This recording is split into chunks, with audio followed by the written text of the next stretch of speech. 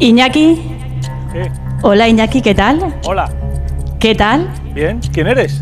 Soy la voz de La Conciencia que te dice que hoy estamos celebrando el programa 500, nada más y nada menos que de Atrápame si puedes. Lo sé. Así que estate bien atento, porque Vale. antes de empezar esta fase final tenemos algo muy especial para ti. Mira.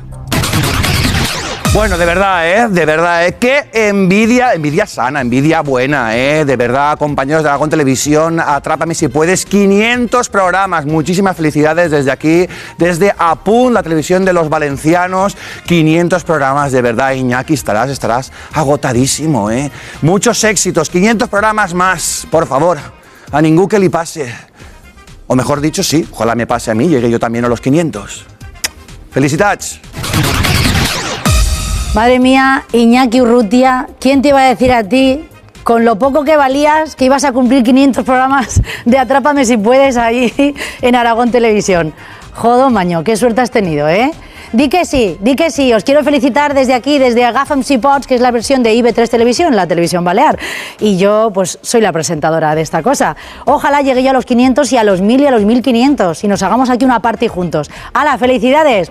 Besos a todos.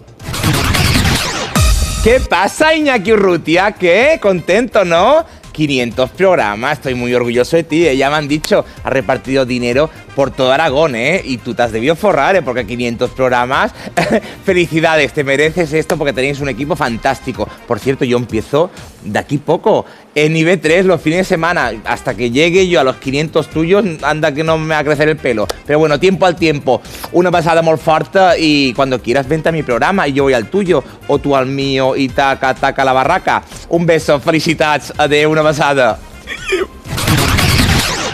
Iñaki, 500 programas ya, pero si te criamos en nuestros pechos, ya llegarás a mi edad y a los 1000, a los 1000. Y además, fuera de bromas, estoy seguro que así será. Felicidades a todo el equipo de Aragón, gracias a toda la gente de Aragón y lo dicho, a por los 1000. Un saludo desde Euskadi.